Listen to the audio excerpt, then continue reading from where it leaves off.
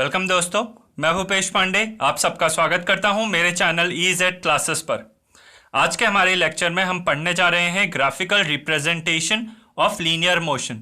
Linear motion का graphical representation हम किस तरह से करते हैं और किस तरह से हम displacement time graph, distance time graph, velocity time graph, acceleration time graph, ये सब कैसे बनाते हैं और उनसे क्या क्या इंपॉर्टेंट चीज़ें हम पता कर सकते हैं हमारे मोशन के बारे में हम ये सीखेंगे। आज के हमारे लेक्चर में हमारा टॉपिक है distance time graph and displacement time graph. तो चलिए स्टार्ट करते हैं। बच्चों, आप लोग नोट्स कॉपी मत करिएगा ड्यूरिंग आवर लेक्चर, और वीडियो के डिस्क्रिप्शन में जा करके आप डाउनलोड कर सकते हैं आराम से। तो चलिए स्टार्ट करते हैं। इसको समझने के लिए हमने एक केस स्टडी कर रखा है। एक एग्जाम्पल के साथ हम समझेंगे हमारी सिचुएशन क्या है और उसके लिए हम ग्राफ ड्रॉ करेंगे और फिर ग्राफ को समझेंगे। तो आप देख रहे हो एक नंबर लाइन है। ये नंबर लाइन एक्चुअली एक स्ट्रेट लाइन मोशन को इंडिकेट कर रही है of this body a car.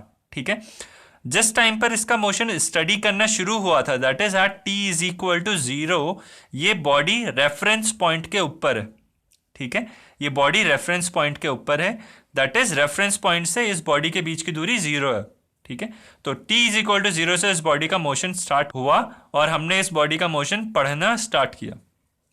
The body is at reference point moving to right with a constant velocity।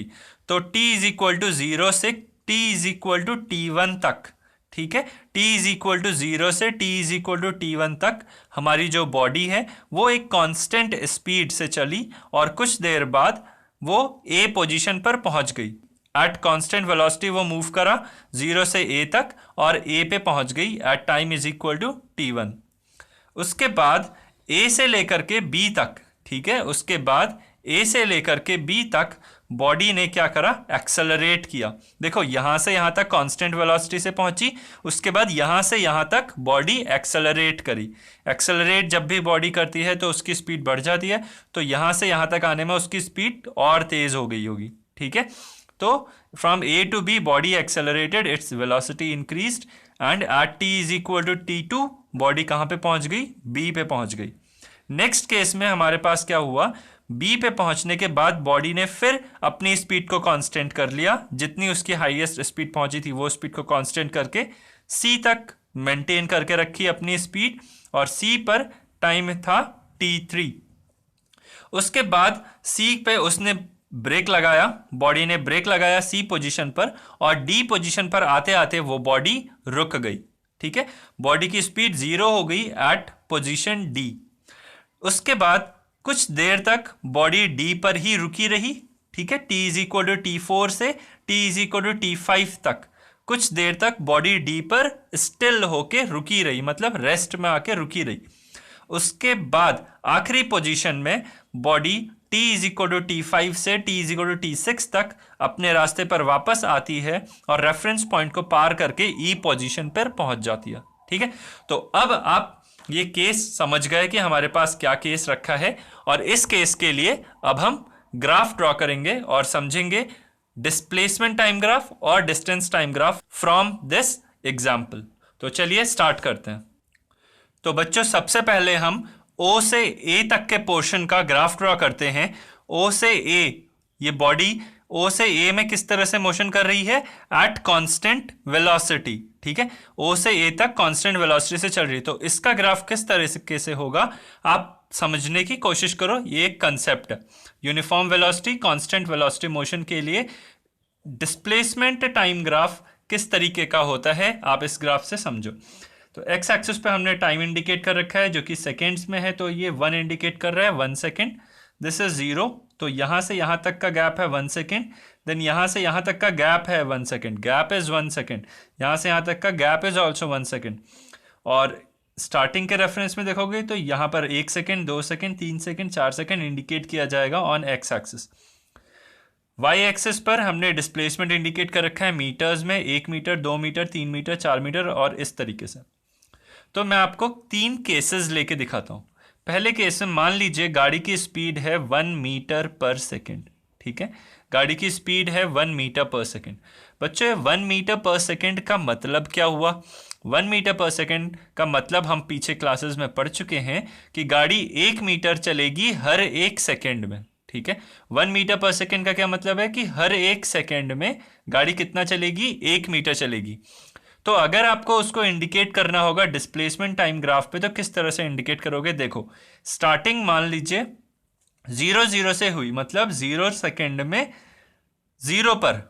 अब 1 सेकेंड बीतेगा तो गाड़ी कहां पर होगी? 1 मीटर दूर होगी। कहां से? रेफरेंस पॉइंट से। तो 1 सेकेंड में गाड़ी 1 मीटर दूर होगी, तो कहां पर मार्क किया जाएगा? यहां पर। बिकॉज आप कोऑर्डिनेट ज्योमेट्री में जानते हो, कोई भी पॉइंट होता है तो उसका कोऑर्डिनेट x, y के फॉर्म में लिखा जाता है। x is the value on x axis, y is the value on y axis. तो 1 सेकेंड में 1 मीटर पर अगर गाड़ी थी तो उसको इंडिकेट किया जाएगा इस पॉइंट से। फिर अगला 1 सेकेंड बीतेगा तो गाड़ी 1 मीटर और चलेगी, बिकॉज गाड़ी 1 मीटर इन ईच सेकेंड चल रही है। तो अगले पॉइंट के लिए उसकी पोजीशन यहाँ इंडिकेट होगी, अगले पॉइंट के लिए उसकी पोजीशन यहाँ इंडिकेट होगी, और इस तरीके से कांस्टेंट वेलोसिटी का ग्राफ हमें मिलेगा। मतलब हर 1 सेकेंड में, यहां से यहां तक का गैप कोई आपसे पूछे तो gap is 1 second. Her 1 second में, बिकॉज ये 5 सेकेंड है, ये 6 सेकेंड है, तो 5 सेकेंड से 6 सेकेंड के बीच में गैप कितना हुआ? 1 सेकेंड। और हर 1 सेकेंड में गाड़ी कितना चल रही है? 1 मीटर चल रही है। कैसे पता ये 1 मीटर है? बिकॉज 5 मीटर और 6 मीटर के बीच में कितना गैप है? 1 मीटर। और आप यहां भी चेक करोगे तो यहां पर भी हर 1 सेकेंड में 1 मीटर आपको दिखेगा, यहां भी हर 1 सेकेंड में 1 मीटर दिखेगा। इस वजह से कांस्टेंट वेलोसिटी का जो ग्राफ होता है वो एक स्ट्रेट लाइन मिलता है हमें on our displacement time graph.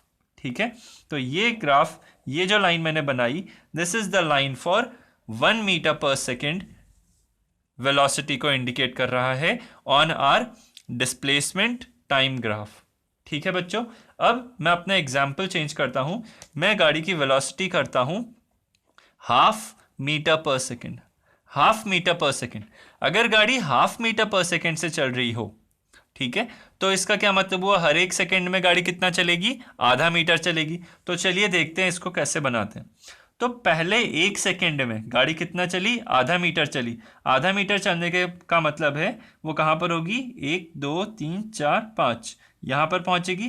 ठीक है, अगले 1 सेकेंड में वो ½ मीटर और चल जाएगी, तो टोटल 1 मीटर पे पहुंच जाएगी।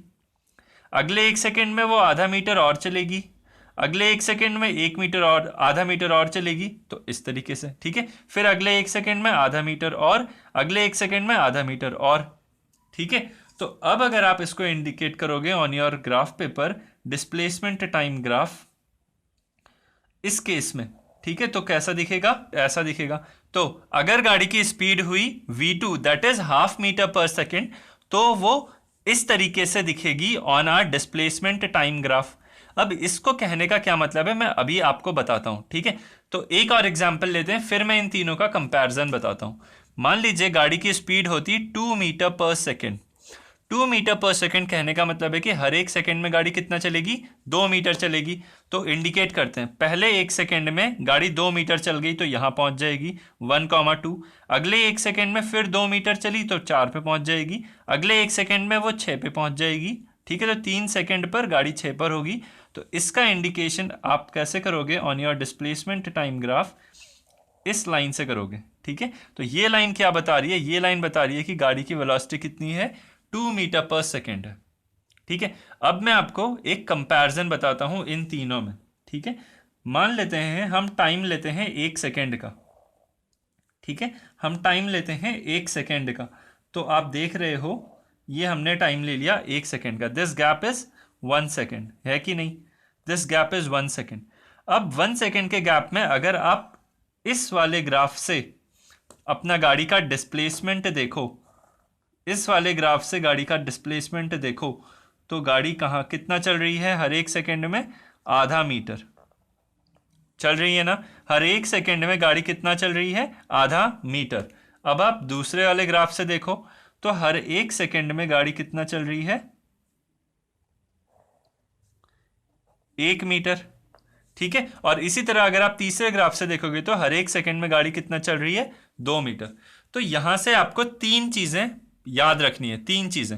पहली चीज, अगर गाड़ी की स्पीड कांस्टेंट है, ठीक है, तो उसका डिस्प्लेसमेंट टाइम ग्राफ इस तरीके का होगा, a straight line inclined to the time axis. ठीक है, क्यों straight line? Because the vehicle travels equal distances in equal interval of time. बराबर इंटरवल ऑफ टाइम में गाड़ी बराबर डिस्टेंसेस ट्रेवल करेगी, इस वजह से उसका डिस्प्लेसमेंट टाइम ग्राफ एक स्ट्रेट लाइन मिलेगा।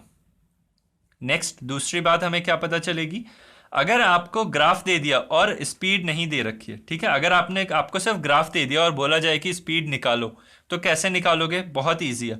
आप क्या करो, कोई भी 2 पॉइंट ले लो, कोई भी 2 पॉइंट ले लो, ठीक है, उनके बीच का टाइम गैप निकाल लो डेल्टा टी, और डिस्प्लेसमेंट गैप निकाल लो डेल्टा एस। तो आप जानते हो स्पीड होता है डिस्प्लेसमेंट अपॉन टाइम, तो delta S upon delta T, delta मतलब होता है चेंज, ठीक है, दिस डेल्टा मीन्स चेंज, तो चेंज इन टाइम निकाल लो और चेंज इन डिस्प्लेसमेंट निकाल लो, पोजीशन, चेंज इन पोजीशन, तो change in position upon change in time निकालोगे तो आपको स्पीड मिल जाएगी या वेलोसिटी मिल जाएगी, and this is called slope.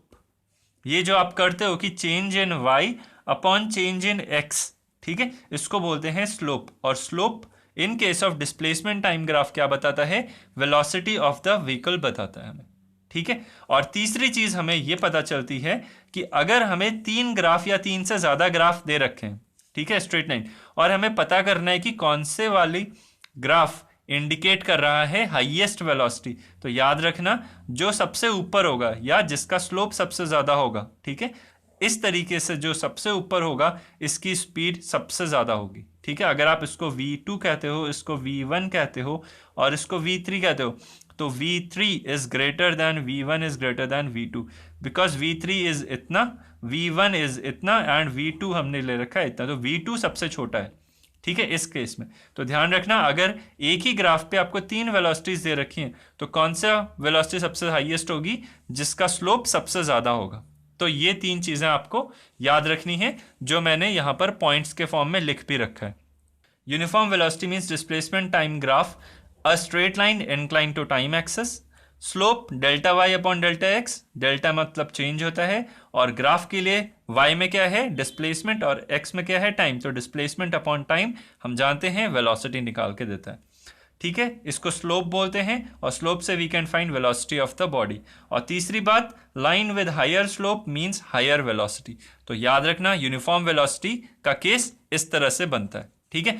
तो फर्स्ट हम O से A तक का जो पोजीशन है, दैट इज O से A, T is equal to 0 से T is equal to T1, तो T is equal to T0 से T is equal to T1 हम इंडिकेट कर सकते हैं on our displacement time graph by a straight line, ठीक है। तो मान लेते हैं this straight line indicates uniform velocity, ठीक है। तो 0 टाइम से T1 टाइम तक गाड़ी कांस्टेंट वेलोसिटी चल रही थी, इसलिए एक स्ट्रेट लाइन होगा displacement time graph. Coming to second part, that is A to B। अब A से B तक के पार्ट में हम जानते हैं क्या हुआ था, एक्सेलरेट करा था गाड़ी ने, from A to B body accelerated, और जब गाड़ी एक्सेलरेट करती है तो उसकी वेलोसिटी बढ़ जाती है, ठीक है, और वेलोसिटी बढ़ जाती है और T2 पर गाड़ी B पर पहुंच गई है। तो अब देखते हैं सेकेंड पार्ट के लिए, T1 से T2 के बीच में अब हम ग्राफ बनाते हैं। उसके लिए आपको एक और कंसेप्ट समझना पड़ेगा, accelerated and D accelerated motion के लिए डिस्प्लेसमेंट टाइम ग्राफ किस तरीके का होता है ये आपको समझना पड़ेगा। और एक्सेलरेटेड मोशन कहां से कर रहा है? T1 से T2 के बीच में, ठीक है, T1 से T2 के बीच में, और डी एक्सेलरेटेड मोशन आगे जाके करता है। तो मैं आपको फिलहाल, आप यहां पर ध्यान दो, मैं आपको समझाता हूं। मान लीजिए कोई गाड़ी एक कांस्टेंट स्पीड से चल रही है, V1 इनिशियल स्पीड थी उसकी 1 मीटर पर सेकेंड, ठीक है, मान लीजिए कांस्टेंट स्पीड से चल रही है 1 मीटर पर सेकेंड।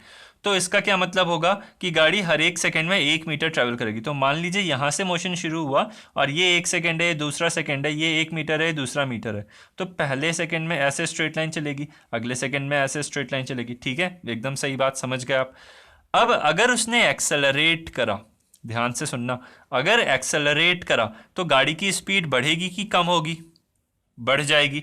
अगर गाड़ी की स्पीड बढ़ी तो उतने ही समय में, ठीक है, उतने ही समय में अब गाड़ी ज्यादा दूर जा पाएगी कि कम दूर जा पाएगी? ज़्यादा दूर जा पाएगी। अब अगर गाड़ी ज़्यादा दूर जा पाएगी उतने ही टाइम में, तो ये ग्राफ इस स्ट्रेट लाइन पाथ जो होता ओरिजिनली उसके ऊपर निकल जाएगा कि नीचे आ जाएगा, क्योंकि ये पोजीशन पर कौन है, y है। इस y एक्सिस में आप क्या इंडिकेट कर रहे हो, डिस्प्लेसमेंट, तो डिस्प्लेसमेंट बढ़ जाएगा, डिस्प्लेसमेंट बढ़ जाएगा और उतने ही समय में बढ़ेगा, इसलिए ग्राफ ऊपर आ जाएगा बच्चों।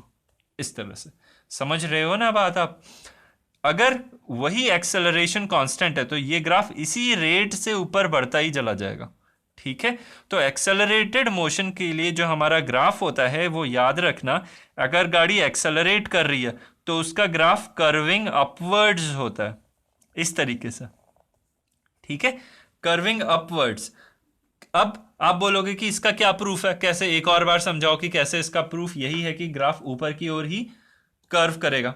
तो मैं आपको समझाता हूं। यहां पर देखिए, यहां पर मैं क्या कर रहा हूं, एक एक सेकंड का गैप ले रहा हूं, ठीक है। ये 4 सेकंड है और यहां पर 5 सेकंड है, ठीक है। ये 4 सेकंड था, ये 5 सेकंड था। अब यही मैं 1 सेकंड का गैप यहां पर ले लेता हूं पहले, ठीक है। अब आप देखो, जब यहां से यहां के बीच में 1 सेकंड का गैप था और यहां से यहां के बीच में भी 1 सेकंड का गैप है। अब यहां से 1 सेकंड, मतलब 1 सेकंड पर गाड़ी यहां पर थी और दूसरे सेकंड में गाड़ी यहां पर थी, तो डिस्प्लेस कितनी हुई गाड़ी, इस पोजीशन से इस पोजीशन तक, ठीक है। इतना गाड़ी का डिस्प्लेसमेंट हुआ, ठीक, क्लियर बात। अब यहां पर देखो, जब चौथे सेकंड पर गाड़ी थी तो वो यहां पर थी और 5वें सेकंड पर गाड़ी यहां हो गई, ठीक है। तो यहां पर अब आप डिस्प्लेसमेंट अगर गाड़ी का देखो कितना हुआ, तो इतना डिस्प्लेसमेंट हुआ। This is displacement 1, this is displacement 2। अब आप मेरे को बताओ, डिस्प्लेसमेंट 1 बड़ा है कि डिस्प्लेसमेंट 2 बड़ा है?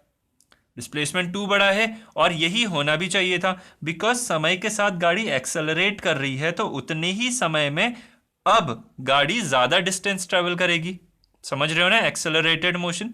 और इसलिए बच्चों, एक्सेलरेटेड मोशन का जो ग्राफ होता है वो इंक्लाइंड अपवर्ड्स चढ़ता है, ठीक है। इस तरह से ऊपर की ओर चढ़ता हुआ ग्राफ हमें नजर आएगा। कर्व होता है ऊपर की ओर, स्ट्रेट लाइन नहीं मिलता है, नॉट अ स्ट्रेट लाइन, ठीक है। ये किसका ग्राफ है, एक्सेलरेटेड मोशन का ग्राफ है। अब इसी का उल्टा होता है D accelerated motion. D accelerated motion में क्या होता है, ब्रेक लगता है। अब ब्रेक अगर लगता है तो गाड़ी आने वाले समय में कम दूरी ट्रैवल करेगी देन ओरिजिनल, ठीक है। अब इस तरीके का ग्राफ होता है डी एक्सेलरेटेड मोशन के लिए। अब आप बोलोगे इसका कैसा प्रूफ है, तो सेम तरीका प्रूफ करने का मैं आपको फिर से बताता हूं। तो हम 1-1 सेकेंड का गैप ले लेते हैं, यहां पर ले लिया और यहां ले लिया, ठीक है।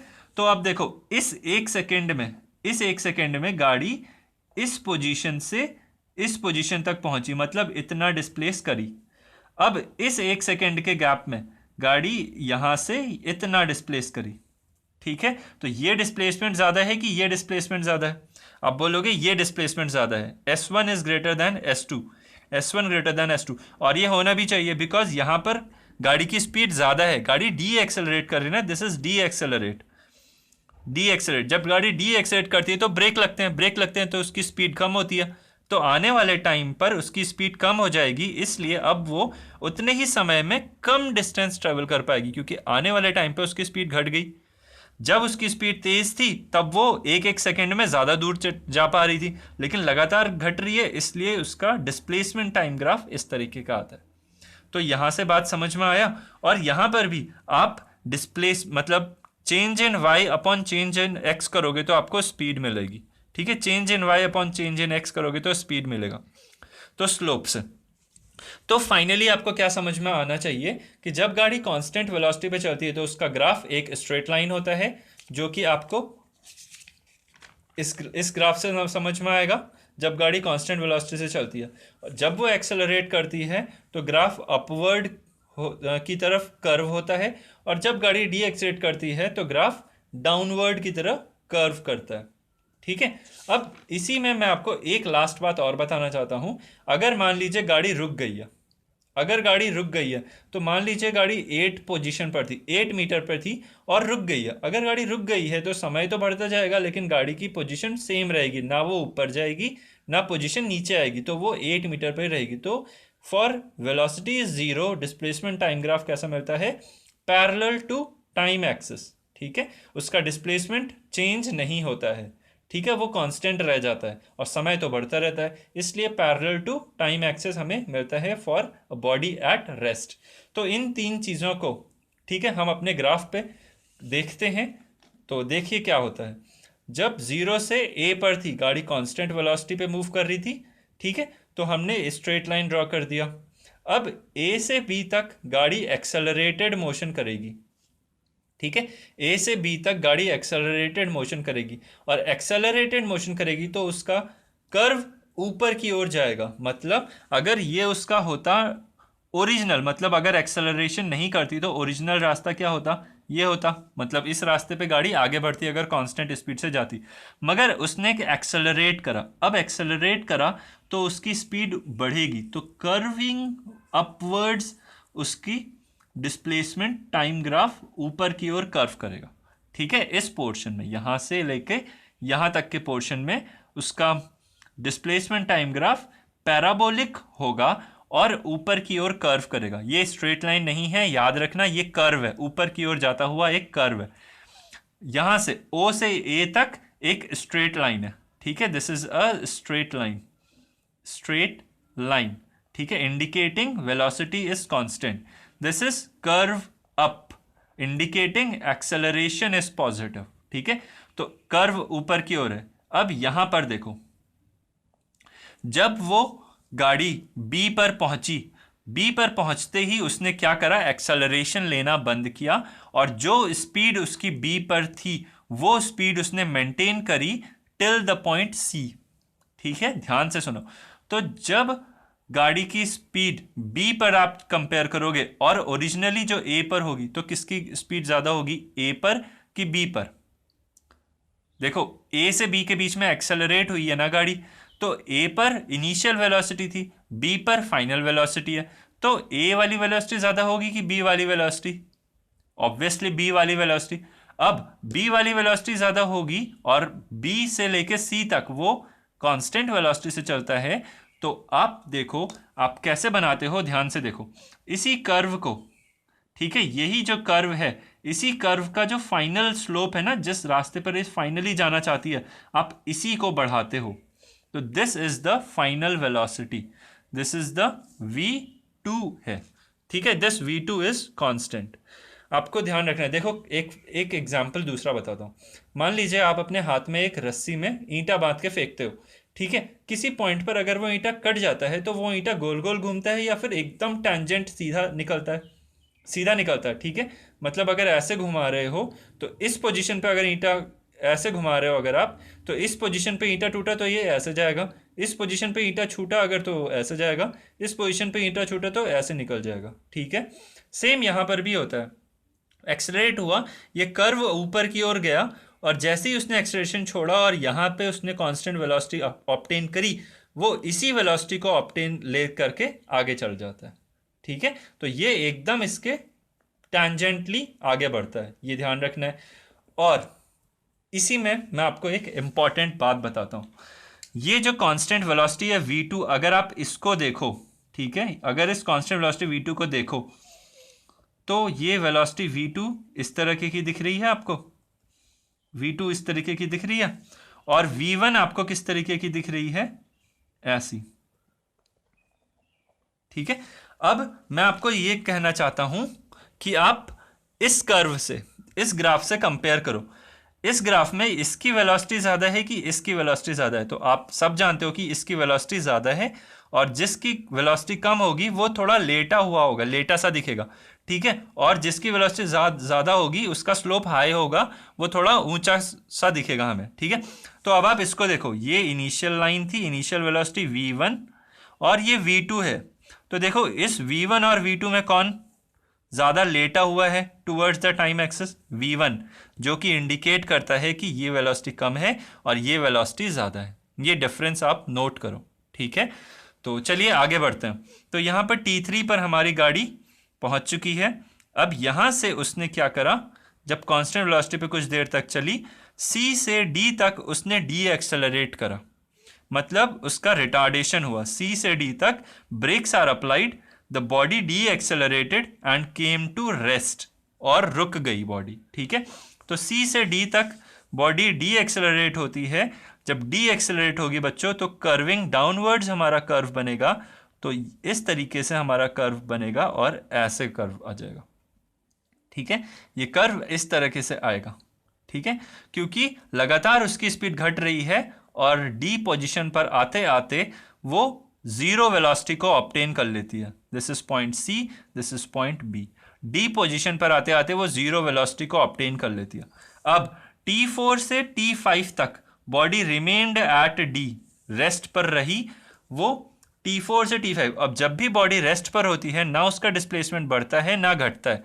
ठीक है, तो वो कैसे हो दिखेगा, a straight line parallel to time axis. तो ये हो जाएगा बॉडी का मोशन फ्रॉम डी से ई तक। ठीक है, और पॉइंट ई से अगर आप आगे देखो, पॉइंट डी से, सॉरी, ठीक है, ये डी था और यहां पर भी पॉइंट डी है। This is also point D, D dash कह लो इसको। ठीक है, सेकेंड डी डैश कह लो, ये डी पर ही है, बट ये दो अलग अलग पॉइंट इसलिए हैं बिकॉज टाइम बढ़ रहा है बट पोजीशन चेंज नहीं हो रही है। ठीक है, इसलिए इसको डी डैश कह दिया। अब देखो, from T is equal to T5, ये T5 था, से T is equal to T6 तक body at a constant speed, constant pace से वापस चली जाती है ऑन इट्स रास्ता और वो ई तक पहुंच जाती है। अब यहां पर बहुत ही इंपॉर्टेंट फाइनल बात आती है बच्चों, बहुत गौर से सुनो। अगर आप बना रहे हो डिस्प्लेसमेंट टाइम ग्राफ, अगर आप बना रहे हो डिस्प्लेसमेंट टाइम ग्राफ, तो डिस्प्लेसमेंट अगर आप अपनी बॉडी का देखो, डिस्प्लेसमेंट बॉडी का देखो, तो बॉडी जब तक इस रास्ते पर थी तो डिस्प्लेसमेंट पॉजिटिव होता रहा होता रहा होता रहा। जैसी बॉडी रास्ते में वापस जाएगी तो अब डिस्प्लेसमेंट घटता जाएगा कि नहीं घटेगा, because displacement only indicates final and initial position को देखता है। तो इसलिए अब उसका डिस्प्लेसमेंट घटता चला जाएगा। ठीक है, जब बॉडी ओ पे वापस आ जाएगी तो डिस्प्लेसमेंट कितना होगा, जीरो। बट क्या नेट डिस्टेंस भी जीरो होगा, आप बोलोगे नहीं, नेट डिस्टेंस कितना हो जाएगा, 2 times OD, because OD plus OD हो जाएगा अगर बॉडी ओ पर वापस आ गई तो। बट डिस्प्लेसमेंट कितना हो जाएगा, जीरो। जब बॉडी ओ पे वापस होगी तो डिस्प्लेसमेंट वुड बी जीरो। और क्योंकि हम डिस्प्लेसमेंट टाइम ग्राफ बना रहे हैं और बॉडी ई पे पहुंच जा रही है, मतलब नेगेटिव डायरेक्शन में चली जा रही है, इसलिए इस केस में इसका डिस्प्लेसमेंट टाइम ग्राफ कुछ इस तरीके का होगा बच्चों, इस तरीके का। ठीक है, T5 से T6 के बीच में एक ऐसा पॉइंट आएगा जब बॉडी का डिस्प्लेसमेंट जीरो होगा और उस टाइम पे बॉडी O पे वापस हो जाएगी और फिर E पर। ठीक है, आप समझ रहे हो, आप इसको देख लो। T5 पे बॉडी D पर थी, T6 पे बॉडी E पर आ गई है, मतलब वापस जा रही है। और क्योंकि हम डिस्प्लेसमेंट टाइम ग्राफ बना रहे हैं तो डिस्प्लेसमेंट जब बॉडी जीरो पर होगी, ठीक है, वापस जा रही है, तो एक पोजीशन पर बॉडी जीरो पर भी पहुंचेगी O पर, उस पोजीशन पे उसका डिस्प्लेसमेंट जीरो हो जाएगा। ठीक है, और फिर नेगेटिव में डिस्प्लेसमेंट चला जाएगा। तो कोऑर्डिनेट ज्योमेट्री में आप जानते हो this is positive axis, this is negative axis, तो डिस्प्लेसमेंट नेगेटिव इस तरीके से इंडिकेट हो जाएगा। ठीक है, अब यहीं पे अगर आप डिस्टेंस टाइम ग्राफ बना रहे होते, ठीक है, डिस्टेंस टाइम ग्राफ, तो डिस्टेंस टाइम ग्राफ एक बार यहां से देखो। हम जानते हैं स्ट्रेट लाइन मोशन में जब तक गाड़ी अपना मोशन का डायरेक्शन चेंज नहीं करती है तब तक डिस्टेंस और डिस्प्लेसमेंट बराबर होता है। ठीक है, तो देखो O से लेकर के D तक गाड़ी एक ही डायरेक्शन में चल रही है ना, नो चेंज इन डायरेक्शन।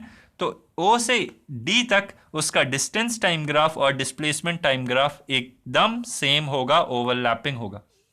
लेकिन D से जैसे ही गाड़ी वापस चली तो डिस्टेंस टाइम ग्राफ और डिस्प्लेसमेंट टाइम ग्राफ में बदलाव आ जाता है। अगर डिस्टेंस टाइम ग्राफ को देखोगे तो डिस्टेंस कभी घटेगा नहीं, O से D के बाद डिस्टेंस और भी जुड़ेगा। ठीक है, इसलिए अगर डिस्टेंस टाइम ग्राफ की बात करते हो बच्चों तो डिस्टेंस टाइम ग्राफ कभी नहीं घटेगा, ये वापस ऊपर चला जाएगा। ठीक है, डिस्टेंस हमेशा टाइम के साथ बढ़ेगा ही।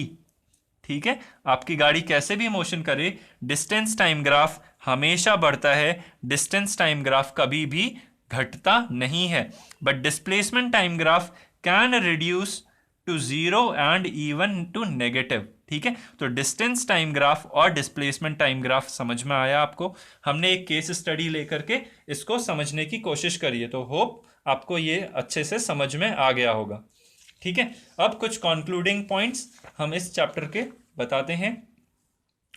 For motion in a straight line till the direction of motion is same, displacement time graph and distance time graph are same. ये बात समझ में आ गई। Velocity is displacement upon time, therefore slope of displacement time graph gives velocity. अगर slope positive हुआ तो body goes away from reference point, और slope negative हुआ तो body is coming to reference point. आप ध्यान से देखो, जब तक slope positive था, मतलब जब तक slope positive हुआ, ठीक है, आप इन केसेस में देखोगे तो बॉडी का स्लोप पॉजिटिव है। वेलोसिटी का स्लोप होता है change in Y upon change in X, वो पॉजिटिव है, बॉडी ऊपर, ग्राफ ऊपर की ओर जा रहा है। तो ऐसे केसेस में body away from the reference point जाती है। और जब स्लोप नेगेटिव हो गया, स्लोप नेगेटिव कब होता है? जब body towards the reference point वापस आती है। ठीक है, बट डिस्टेंस टाइम ग्राफ में आपको कभी भी नेगेटिव स्लोप नहीं मिलता है। If body is moving with uniform velocity, graph obtained is a straight line. आप सब जान गए uniform velocity में straight line. Distance time graph cannot be parallel to y axis. Distance time graph कभी भी y axis के parallel नहीं हो सकता, because अगर ऐसा हुआ तो इसका क्या मतलब होगा? y axis के parallel हुआ तो मतलब टाइम कुछ भी नहीं लगा, लेकिन डिस्टेंस कुछ चला गया, मतलब इन्फाइनाइट वेलोसिटी को इंडिकेट करेगा, जो कि कभी नहीं हो सकती। Next, if body is at rest, graph is parallel to time axis, and आप डिस्प्लेसमेंट टाइम ग्राफ से वेलोसिटी टाइम ग्राफ बना सकते हो। तो इस लेक्चर में बस इतना ही। Hope you like the lecture. Next class में हम वेलोसिटी टाइम ग्राफ पढ़ेंगे। तो thank you very much, have a very nice day.